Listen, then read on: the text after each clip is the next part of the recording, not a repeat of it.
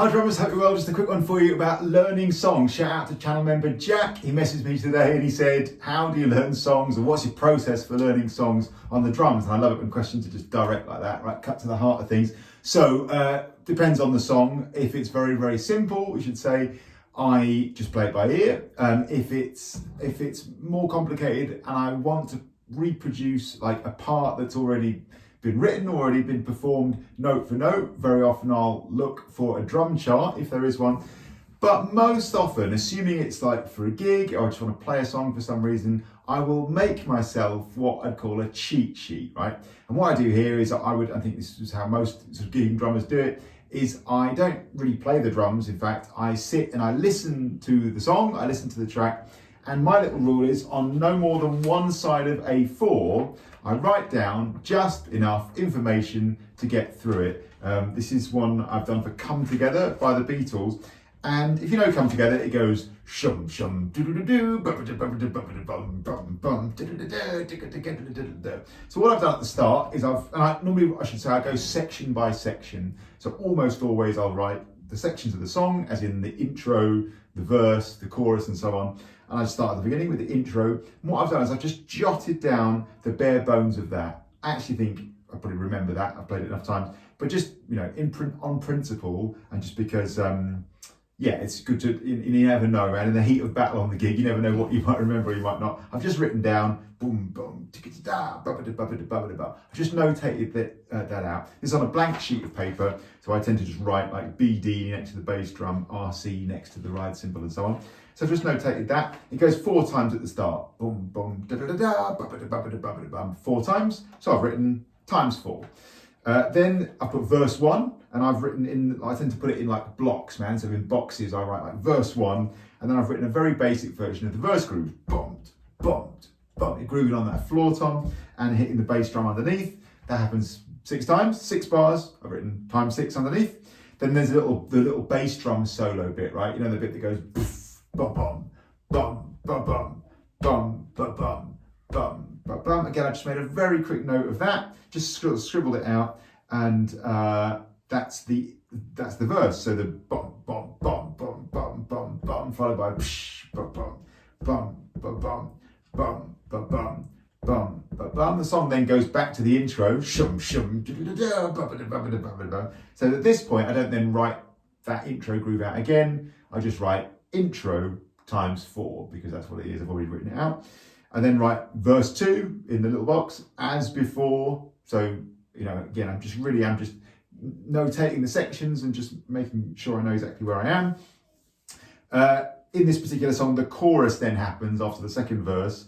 The chorus is very simple and Come Together. It just goes kick, snare, kick, snare, kick, snare, kick. But I have just jotted that down just to remind myself, and I've called it chorus. Then it goes back to the intro. I've written intro times 4, verse 3 as before, chorus as before. So I'm just writing down literally those words of intro, verse 3, chorus. And I always assume on my cheat sheets everything is as it was previously in that section, unless there's some change. I then put the intro times 2, which is what happens after that second chorus.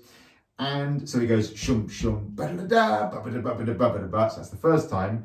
And actually on this little intro times 2 bit that happens after the second chorus in Come Together, it goes shum shum da-da-da-da, ba-bum, ba-ba-ba-ba-ba. There's a slightly different drum fill that leads you into the sort of instrumental section after that. So I've actually just notated that little moment, ba-ba, ba-ba-ba-ba-ba. It's around the toms.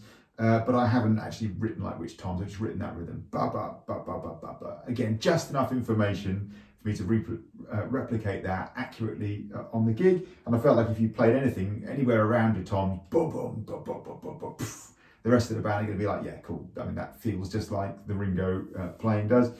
On the instrumental, I've literally written the words rock groove on crash with fills. On the instrumental, you're going dad, dad, rocking out on a crash cymbal, playing a basic rock groove with some nice basic like single stroke roll drum fills.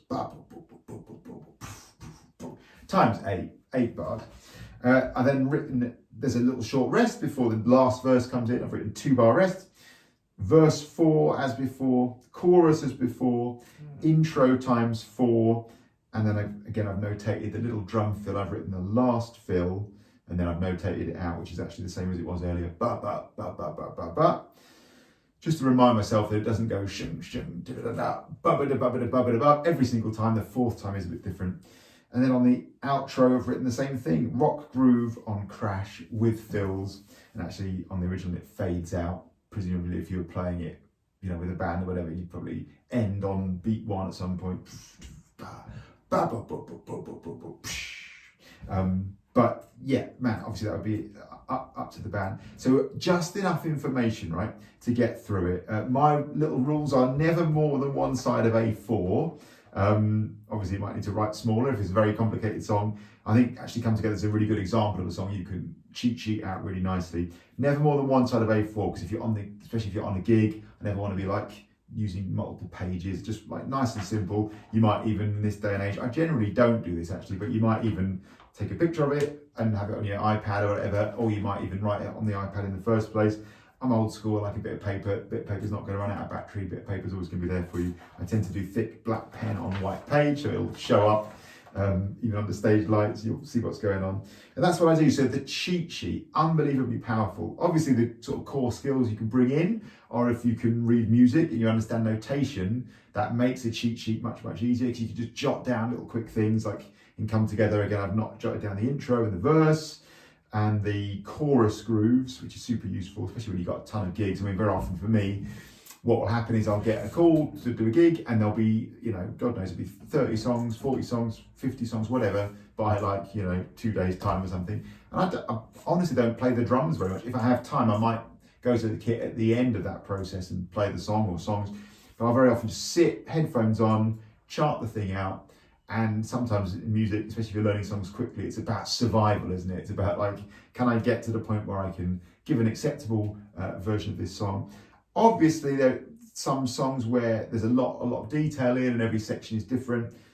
That's harder, of course, to sum up in a short space like one page. I just do my best, basically. If it really does get complicated, then I'd probably go to the point of getting the full score and doing that. But for the everyday gig, man, I would say the vast majority of songs you'll play in the rock, pop, you know, R&B, you know, funk, whatever genre, I think with a bit of experience, you can get them down onto one side of A4, or at least enough information that you can give an authentic performance. Might not be note for note, but an authentic performance. So that's what I do. I'll stick this on the channel members page today, my little cheat sheet for Come Together. I'll do a few more cheat sheet type of videos as I go along. It's something actually that nice email from Jack made me think of, because that's the kind of thing I do a lot as a working drummer, as a working musician, but I probably haven't spoken a huge amount on these videos. Absolutely classic, real world skill, man. Headphones on, jot down just enough information to get through a song. I very much don't always use a full score, and I very much don't always play by ear, especially when you've got lots of gigs and you're busy and you've got lots of information to hold in your head. I personally I don't want to try and remember everything. It just takes too long, basically. So a cheat sheet can be really, really, really helpful just to get you through stuff. And man, I've done it. I've done like depth festivals and all sorts of stuff with just like last minute, literally jotted out cheat sheets, had them on the music stand, just flipping to that festival, right? Here we go. Loads and loads of fun, and super useful way to get through stuff. And let's face it, I talk about this quite a bit, but there's often not a requirement to play note for note what a drummer played on a recording in the first place. So we're talking here about when you want to turn up, get an authentic feel going, follow the form of the song, hit the main hits, punctuate in the right way, get the right feel, but not necessarily nail everything down exactly as was. In the case of Come Together, of course, in the instrumental, the rocking out on the crash bit, the drum fills here, I haven't notated them all out. I think we can, you can hopefully rely on your drummer to come up with something, rely on yourself to come up with something tasteful and suitable in those moments. So, like I said, I'll stick it on the channel member page. Shout out to Jack for that great question and a load of other interesting questions, which perhaps I'll deal with in some other videos. And thanks for watching as always, we appreciate it. A little waffly one today, I hope it was useful. Cheat sheets, absolutely magic skill, classic real world skill I use all over the place. Like I say, thanks for watching. Please like, share and subscribe.